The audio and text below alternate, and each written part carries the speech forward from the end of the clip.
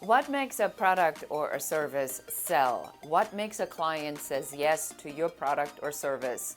I am going to invite you to a masterclass that is called How to Create Products and Services That Sell on September 22nd, and you can sign up at yourbusinessmc.com. Let me tell you why you need to show up. The idea about, a product or a service, an offer that sells, has something to do with that you crawl into the heads of your clients and you take a really good look around and you say, what is going on in their world, right? What is it that they are occupied with?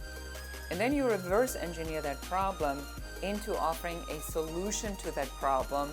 And then once you know what the solution to the problem is, that's how you create a product or a service. So I will show you exactly how. So go to yourbusinessmc.com and sign up right now. Thank you.